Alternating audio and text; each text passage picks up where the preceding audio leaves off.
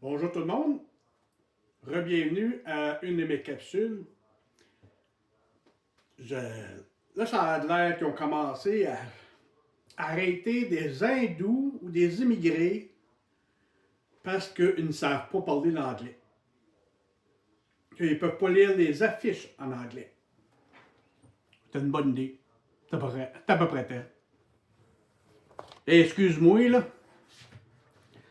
c'est pas parce que tu es un immigré puis tu as réussi à te faufiler à t'avoir une job sur ces camions, qui est un véhicule qui est dangereux de la population si t'es pas bien formé, puis t'es pas capable de lire les affiches. Et non, si t'es pas capable de lire les affiches, premièrement, comment t'as fait pour avoir ton permis? Comment t'as fait pour passer le cours? Ça, c'est le premier questionnement que j'ai. Moi, c'est un métier que j'ai fait pendant plus de 25 ans. Je le tiens encore. J'ai adoré mon métier de camionnage.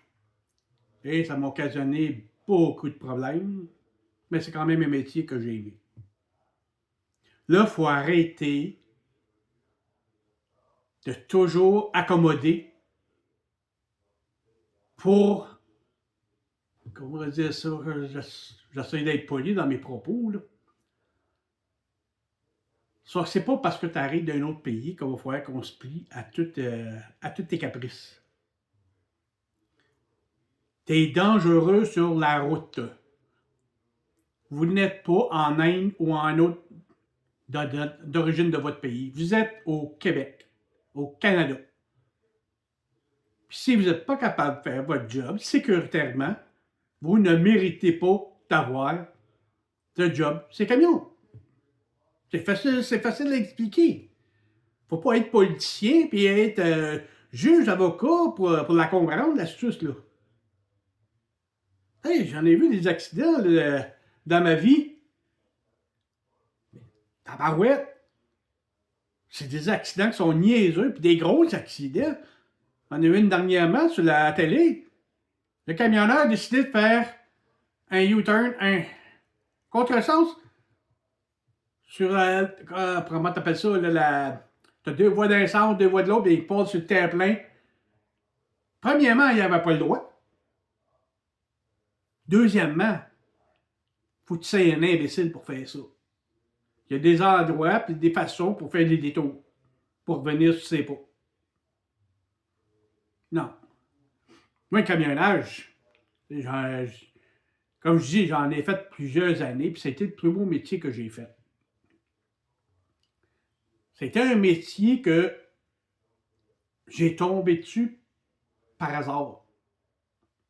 Et en tant qu'expérience de vie,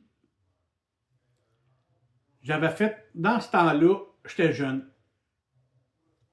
Puis, je faisais bien des gaffes. Je l'assume, j'ai fait bien des erreurs. Puis une journée, je me suis trouvé sans abri.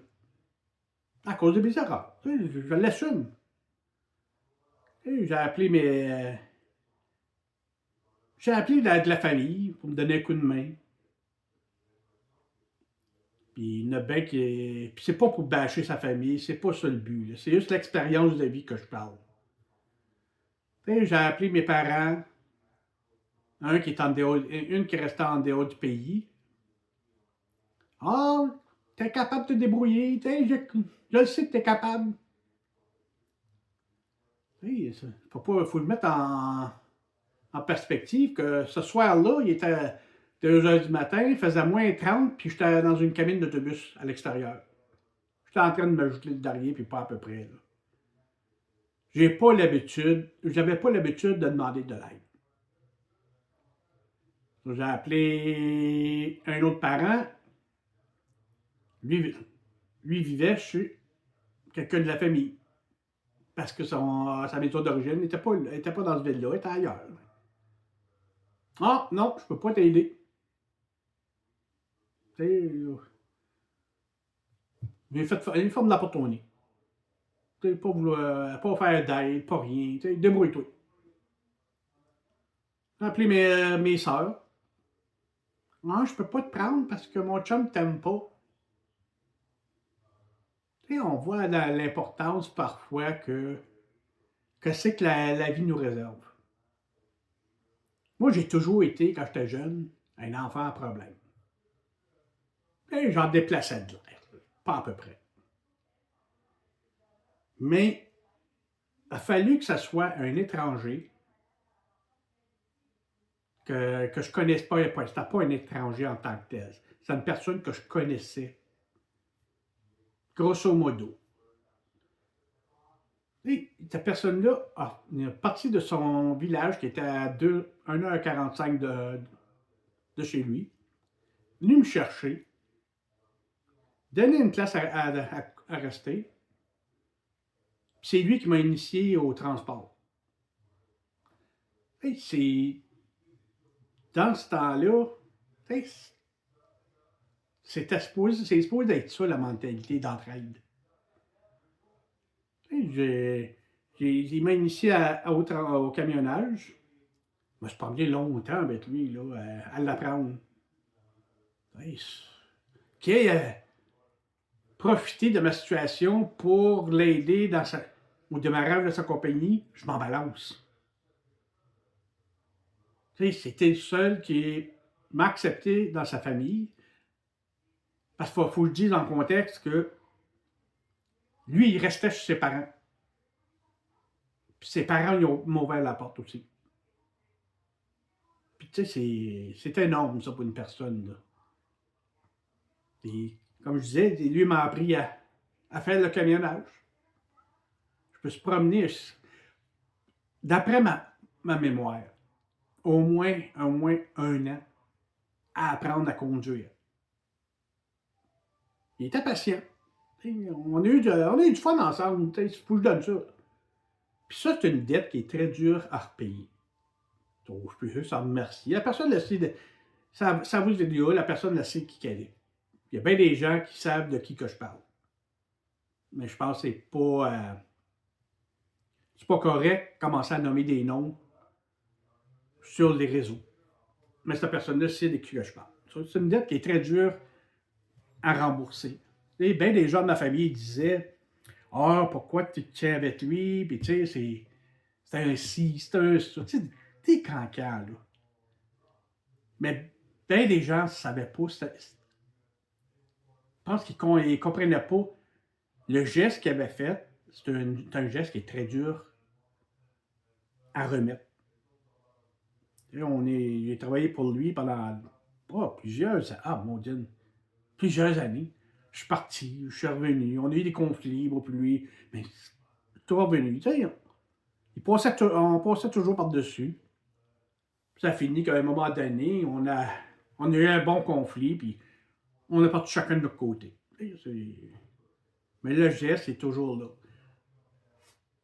Où je veux en venir, c'est que l'esprit de famille a disparu depuis longtemps. Pour ceux que l'esprit de famille fonctionne encore très fort, comme celui de ma conjointe, c'est merveilleux de voir ça. Ils s'entraident, tu sais, ils ne s'arrêtent pas à comment ils sont. Mais c'est triste de voir où c'est rendu dans ce temps l'esprit de famille chez la plupart. Le Québec, avant, c'était une famille, c'était des familles qui s'entraidaient, toujours là un pour l'autre. Même s'ils ne s'aimaient pas, c'était toujours là un pour l'autre. C'était plaisant à voir. Je pense que c'est une des raisons pour que quand j'ai rencontré ma conjointe, j'ai trouvé qui m'a attiré vraiment sur son côté. Mais, qu'est-ce que tu veux? C'est la vie. Mais le camionnage, il faut le dire, puis je pense que je l'ai déjà dit, c'est un métier qui ruine les familles. Tu es toujours parti. Ben, surtout quand tu as des enfants. Et les enfants ne comprennent pas. Quand papa n'est jamais là, puis c'est ci, puis c'est ça. Puis tu as beau essayer de leur expliquer, ils ne comprennent pas. C'est peut-être au courant des années, tu espères toujours qu'ils comprennent l'envers de la médaille. Et les enfants, moi j'en ai plusieurs enfants, puis je les adore. Ça paraît peut-être pas, mais je les adore. J'espère toujours qu'ils comprennent c'est à quoi, pourquoi que papa n'était pas là, qu'est-ce qu'il faisait. On fait des fois, on fait des métiers qu'on n'a pas le choix. Moi, pas beaucoup d'éducation. Fallait que je m'organise pour vivre. Fallait que je me garde des toits au-dessus de ma tête. Puis, l'expérience qui m'a porté de la famille, c'est que je ne pouvais pas me fier sur eux quand vraiment on a besoin. Je ne dis pas que ma famille n'a pas fait rien pour moi, pas vrai. Ils en ont fait beaucoup. Mais il faut juste que je rectifie le tir là-dessus. Là. Ils en ont fait beaucoup. Comme j'en ai fait beaucoup pour la famille, que j'ai toujours essayé. Moi, j'ai toujours essayé de me rapprocher de la famille, puis garder contact. Mais tout le monde me voyait comme un enfant en problème. Je l'assume. J'ai pas de problème avec ça. Mais le camionnage, je vais toujours adorer ça. Je vais toujours prendre ça à cœur. Puis quand je vois des imbéciles, puis des cow-boys, des maniaques de la vitesse avec un engin de 12 roues, 30 tonnes, crée-moi que je fais l'effort de les rapporter. Une vie, là, ça part très vite face à un camion.